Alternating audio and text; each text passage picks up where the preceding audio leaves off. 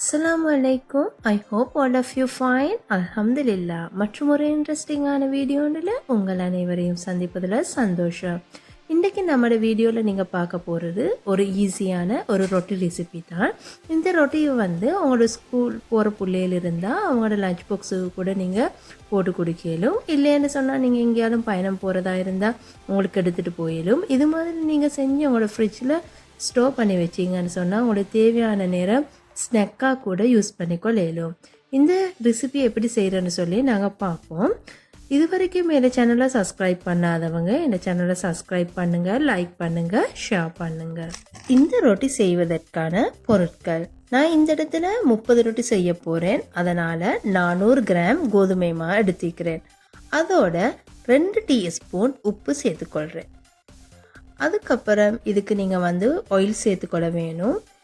உங்கள்கிட்ட olive oil இருந்தால் நீங்கள் 4 டேபிள் ஸ்பூன் ஒலிவ் ஆயில் சேர்த்துக்கோங்க.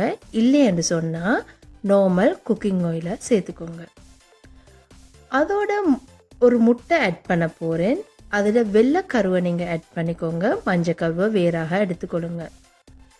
இந்த மாவை பிசைவதற்கு 1/4 கப் அளவு தண்ணி சேர்த்துக்கோங்க. நன்றாக மாவை கிளறி விட்டுக்கோங்க. அதுக்கப்புறம் நீங்கள் தண்ணியை கொஞ்சம் கொஞ்சமாக சேர்த்து மாவை பிசைஞ்சுக்கோங்க.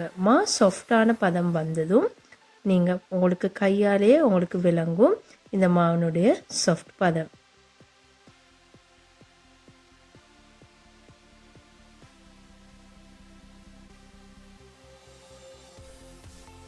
இப்போது நாங்கள் இந்த மாவை 4 பகுதிகளாக பிரித்து வச்சுக்கொள்வோம். ஏன்னா இதை ரோல் பண்ணுறதுக்கு அப்போ நமக்கு ஈஸியாக இருக்கும். இப்போது நாங்கள் இந்த ரொட்டிக்கான ஃபில்லிங்கை செஞ்சு கொள்ளணும்.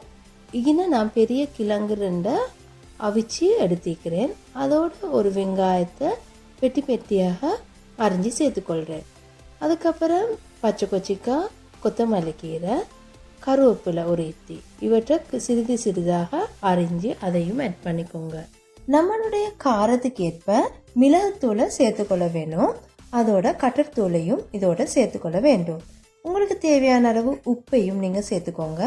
அதுக்கப்புறம் நான் இங்கே அவிச்சு வச்சிருக்கிற மீனையும் ஆட் பண்ணிக்கொள்கிறேன். இந்த ஃபில்லிங்கை நீங்கள் நல்லா மிக்ஸ் பண்ணி எடுக்கணும். இந்த ஃபில்லிங் கொஞ்சம் கூட தண்ணித்தன்மை இல்லாததாக காணப்பட வேணும். இல்லை என்று சொன்னால் உங்களோட டோருக்கு நீங்கள் இதை அப்ளை பண்ண போல உங்களுக்கு கஷ்டமாக இருக்கும். அதனால் நீங்கள் நல்லா தண்ணித்தன்மை இல்லாமல் நல்லா மிக்ஸ் பண்ணி கொடு.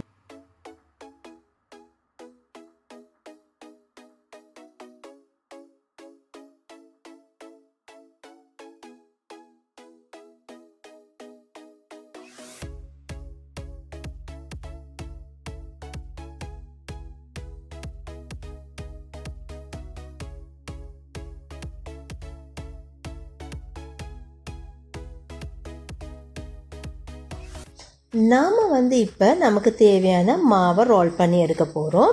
இந்த மாவு நீங்கள் பெட்டி ஷேப்பில் ரோல் பண்ணி எடுக்கணும். அது உங்களுக்கு பெட்டி ஷேப்பில் ரோல் பண்ண கஷ்டமாக இருந்தால் நீங்கள் அதை ரோல் பண்ணி விட்டுட்டு ஒரு கத்தியால் பெட்டி ஷேப்புக்கு கட் பண்ணி எடுத்துக்கோங்க.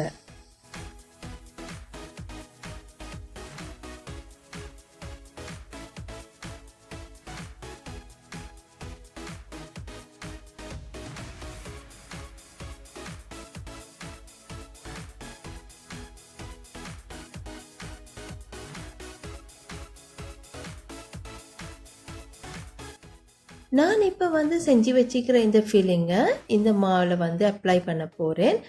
அப்ளை பண்ணுற நேரம் உங்களுக்கு பார்த்தாவே விளங்கும். இந்த மாவு ஃபுல்லாகவே நான் அப்ளை பண்ணுவேன்.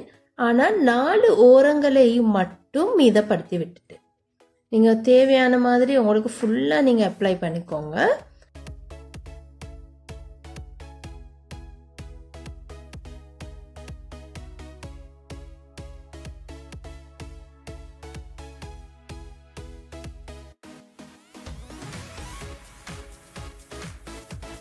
நான் இப்போ இந்த இடத்துல மொசரல்லா சீஸ் ஆட் பண்ணிக்கொள்கிறேன்.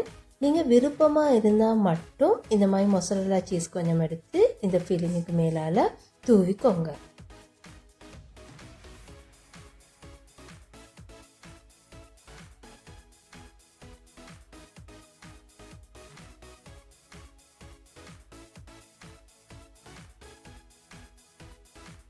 நாம் இப்போ இதை கவனமாக ரோல் பண்ணிக்கொள்ள வேணும்.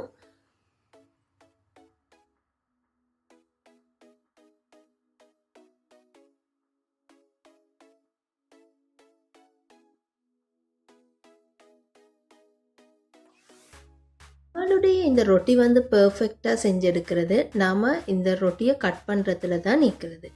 நான் இந்த இடத்துல இந்த ரொட்டியை கட் பண்ணுறது ஒரு நூலை வச்சு தான் கட் பண்ணுறேன். உங்களுக்கு இந்த மாதிரி நூலை வச்சு கட் பண்ணுறது கஷ்டமாக இருந்தால் நீங்கள் கத்தியாலையும் கட் பண்ணி எடுக்கலாம்.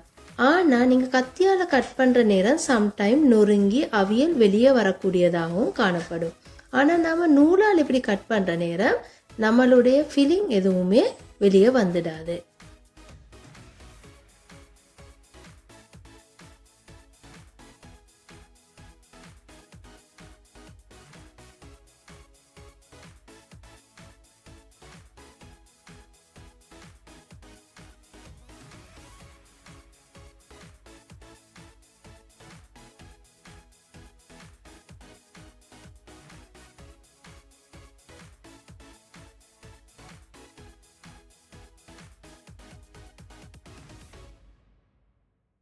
இந்த மாதிரி செஞ்செடுக்கிற நீங்கள் இந்த ரொட்டியை ஒரு 2 வீக்ஸாலும் உங்களோட ஃப்ரீசரில் ஸ்டோர் பண்ணி வச்சுக்கொள்ளையிலும். ஒரு பக்கெட் ஒன்று எடுத்து நீங்கள் இந்த மாதிரி அடுக்கி வச்சு உங்களோட தேவையான நேரங்களில் உங்களுக்கு ஃப்ரை பண்ணி எடுக்கிறேன்டா ஃப்ரை பண்ணி எடுக்கலும், பேக் பண்ணி எடுக்கிறேன்டா பேக் பண்ணி எடுக்கலும், இல்லைன்னா இப்படி செஞ்ச உடனே நீங்கள் பேக் பண்ணி எடுக்கிறேன்டா கூட பேக் பண்ணி எடுக்கலும்.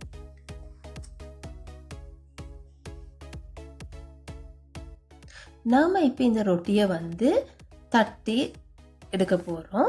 நீங்கள் தட்டுற எப்படின்னு சொன்னா நீங்கள் அந்த கட் பண்ணி வச்சுக்கிற அந்த ரொட்டி துண்டையை எடுத்து உங்களோட உள்ளங்கையை வச்சு ஒரு ப்ரெஸ் பண்ணிக்கோங்க.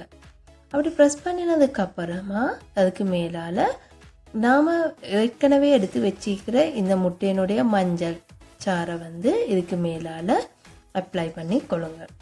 அப்ளை பண்ணி கொண்டுட்டு நீங்கள் இதை எல்லாத்தையுமே ஒரு பேக்கிங் ட்ரேயில் வச்சு உங்களுக்கு 180 பாகையில் 25 நிமிடம் பேக் பண்ணி எடுக்கும். மேலும் இல்லைன்னு சொன்னால் ஏர் ஃப்ரையரில் போட்டு எடுக்கும். மேலும் நான் இன்றைக்கி இதெல்லாம் ஏர் ஃப்ரையரில் தான் ஃப்ரை பண்ணி எடுக்க போகிறேன்.